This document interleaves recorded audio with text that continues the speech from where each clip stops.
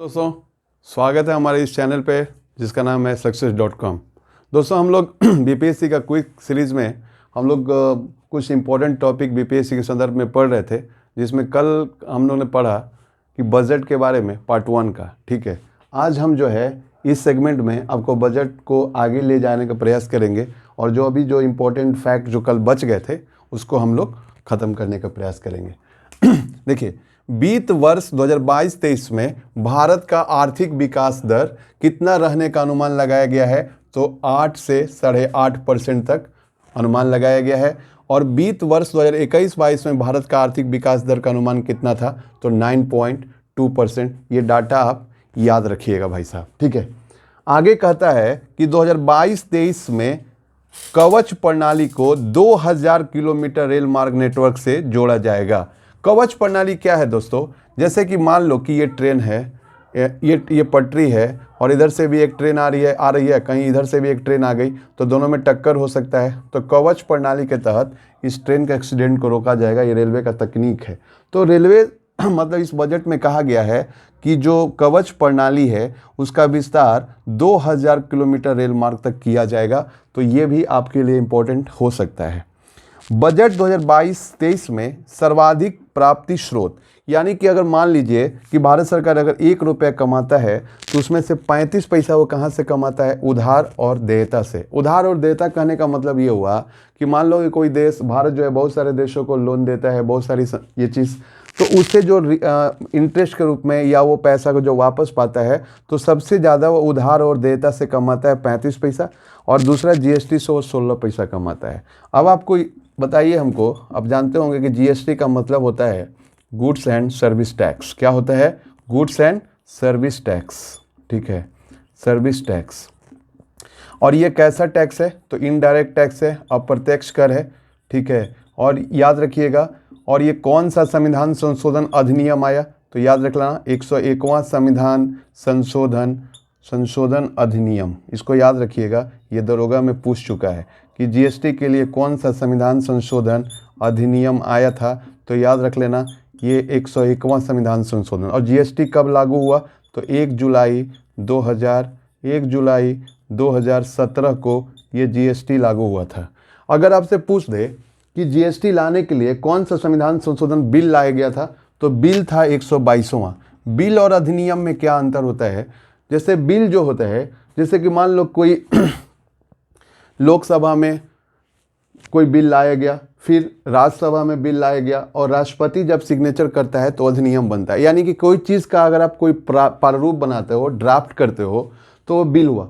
यानी कि वो क्या हुआ कि अगर मान लो कि कोई बिल लोकसभा में लाया गया, राज्यसभा में लाया गया, तो वो बिल हो गया। और राष्ट्रपति के पास जब गया और राष्ट्रपति ने जब सिग्नेचर किया तो अधिनियम बन जाएगा। तो बिल संविधान संशोधन बिल पूछेगा तो 122वां। अगर संविधान संशोधन अधिनियम पूछेगा, मान लो कि जीएसटी को कौन से संविधान संशोधन अधिनियम के तहत लाया गया, तो याद रखिएगा 1 जुलाई 2017। तो इसको भी आप याद रख लेना है। ठीक है, और डेट भी कभी कभी पूछ देता है कब लागू हुआ, तो 1 जुलाई 2017 को लागू हुआ। अच्छा, फिर पूछेगा कि सर्वाधिक व्यय का स्रोत क्या है? तो सर्वाधिक जो व्यय का स्रोत है वो है ब्याज भुगतान। यानी कि हम क्या है कि बहुत सारे देशों से हम लोग पैसा कर्ज के रूप में लिए रहते हैं, बहुत सारे संस्थानों से हम कर्ज लिए रहते हैं, तो उसका पैसा का जो हम लोग इंटरेस्ट पे करते हैं ना भाई साहब, वो सबसे ज़्यादा हमारा खर्च उसी में हो जाता है।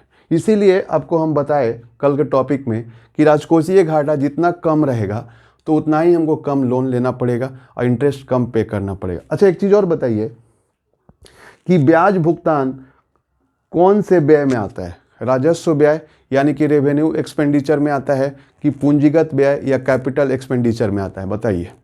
देखो, ब्याज भुगतान हमेशा जो होते हैं वह आते हैं राजस्व व्यय में, राजस्व व्यय में आते हैं। इस चीज़ को भी आप याद रख लेना। ठीक है, और दूसरा कर शुल्क और राज्य का हिस्सा, यानी कि जो भारत सरकार जो भी टैक्सेस वसूलता है उसमें राज्य को हिस्सेदारी हो जाती है। अच्छा, इस बार 15वां वित्त आयोग के अध्यक्ष रहे एनके सिंह, और इस बार उन्होंने राज्यों की हिस्सेदारी को, मतलब जो भी टैक्सेस होते हैं उसमें जो है उसमें राज्यों की हिस्सेदारी को कितना % करने का उन्होंने सिफारिश किया है? 41%। जितना भी आप टैक्स लेते हो उसका 41% राज्यों को क्या करो, आप बांट दो। तो ये सिफारिश किया है कौन? 14वें वित्त आयोग के अध्यक्ष एनके सिंह। 15वें वित्त आयोग का अध्यक्ष NK सिंह, इसको याद रखिएगा। ठीक है, आगे जो है प्रोडक्शन लिंक इनकम स्कीम के अगले 14 वर्षों तक 30 लाख करोड़ का अतिरिक्त उत्पादन किया जाएगा। ये क्या है प्रोडक्शन लिंक इनकम भाई साहब? जैसे कि मान लीजिए कि ये पेन है और इस पेन को हम उत्पादन बढ़ाना चाहते हैं, तो उत्पादन बढ़ाना चाहते हैं तो उसके लिए आपको उतना पूंजी लगाना होगा। पूंजी लगाओगे तो मैन्युफैक्चरिंग बढ़ेगा, और मैन्युफैक्चरिंग बढ़ेगा तो उसके लिए स्टाफ की ज़रूरत होगी, यानी कि इन्वेस्ट होगा तो क्या होगा? इन्वेस्ट होगा तो मतलब मैन्युफैक्चरिंग बढ़ेगा, और मैन्युफैक्चरिंग बढ़ने के लिए रोजगार, श्रमिक भी चाहिए, तो रोजगार भी बढ़ेगा। तो भारत सरकार का लक्ष्य है कि अगले 14 वर्षों तक 30 लाख करोड़ का अतिरिक्त उत्पादन किया जाएगा, जिससे क्या होगा? रोजगार भी जनरेट होगा। तो याद रखिएगा प्रोडक्शन लिंक स्कीम उसी से रिलेटेड है। केन बेतवा लिंक परियोजना, यानी कि केन बेतवा नदी को आपस में जोड़ने का परियोजना है, उसको नाम है केन बेतवा लिंक परियोजना। उसके लिए 44,605 करोड़ रुपया दिया गया है, याद रखिएगा। ठीक है, आगे जो है याद रखिएगा कि ये इंपॉर्टेंट है। अच्छा, मान लीजिए जो केन बेतवा है, तो केन जो है और बेतवा किसकी सहायक नदी है? तो याद रखना कि चंबल, केन और बेतवा जमुना की सहायक नदी है। किसकी सहायक नदी है? जमुना की। तो केन नदी में पानी बहुत ज़्यादा रहता है, ठीक है, और बेतवा नदी में पानी कम रहता है।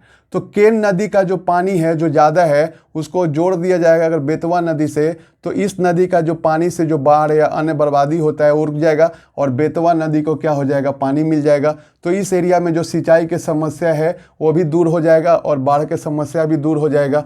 तो इसको कहते हैं नदी जोड़ो परियोजना। ये आपको मेंस टॉपिक में बहुत इंपॉर्टेंट होता है कि नदी जोड़ो परियोजना से क्या लाभ होगा। तो बहुत लाभ होगा, बाढ़ से लाभ होगा, सिंचाई की जो है क्षेत्र का दायरा बढ़ेगा। ठीक है, और इसको नदी जोड़ो परियोजना को अटल बिहारी वाजपेयी ने अमृत क्रांति नाम दिया था। इस चीज़ को भी आप याद रखिएगा। पूछेगा आपसे कि नदी जोड़ो परियोजना को अमृत क्रांति नाम किसने दिया था? तो अटल बिहारी वाजपेयी। ठीक है, तो याद रख लेना। इसके लिए कितना दिया गया है? 44,605 करोड़। PM ई विद्या योजना, एक कक्षा एक टीवी का विस्तार 1200 से 200 चैनल तक कर दिया गया है, इसको भी आप याद रखिएगा। और डिजिटल परिसंपत्तियों के हस्तांतरण पर, मान लो कि कोई एसेट है और एसेट को आप डिजिटली रूप से आप ट्रांसफ़र करते हो एक आदमी से दूसरे आदमी पर, तो इस पर 30% का क्या लगेगा? टैक्स लगेगा। ये भी आपके परीक्षाओं के लिए इम्पोर्टेंट है। और प्रधानमंत्री आवास योजना के तहत 2022-23 में 80 लाख घर बनेंगे, और इसके लिए भारत सरकार ने कितना बजट में आवंटन किया है? 48,000 करोड़ रुपया। तो ये भी याद रखिएगा। सबसे ज़्यादा बजट इस बार भारत सरकार ने किस पर खर्च करने का ये किया है? तो रक्षा क्षेत्र पर, ये चीज़ याद रखिएगा, डिफेंस सेक्टर में। क्योंकि आप जान रहे हैं कि हमारे जो पड़ोसी देश है जैसे चाइना हो गया और अदर देश में, तो ये सब क्या है, हम अपने को मजबूत करना चाहते हैं। तो रक्षा क्षेत्र को मजबूत करने के लिए सबसे ज़्यादा जो है बजटीय आवंटन किस में हुआ है? तो रक्षा क्षेत्र में हुआ है। और याद रखिएगा, और मनरेगा के तहत, मनरेगा के लिए याद रख लेना 7300 करोड़ रुपया जो है इसमें दिया गया है। तो इसको भी आप याद रखिएगा। मनरेगा का फुल फॉर्म क्या होता है? मनरेगा तो Mahatma Gandhi national rural employment guarantee act, Mahatma Gandhi national rural employment guarantee act, इस चीज़ को भी आप याद रखिएगा। तो ये जो बजट का ये जो है वो 73,000 करोड़ ही है, इसको याद रखिएगा। तो ये सब जो है आपको इस बजट में जो भी इम्पोर्टेंट फैक्ट बनते हैं आपको लाने का हम प्रयास किए हैं, और उम्मीद करते हैं ये आपके लिए बहुत फ़ायदेमंद होगा आने वाले एग्ज़ाम में। इसी तरह दोस्तों इससे रिलेटेड एक आर्थिक सर्वे का भी बजट हम लोग, आर्थिक सर्वे बिहार का और आर्थिक बजट बिहार का लाने का प्रयास करेंगे दोस्तों।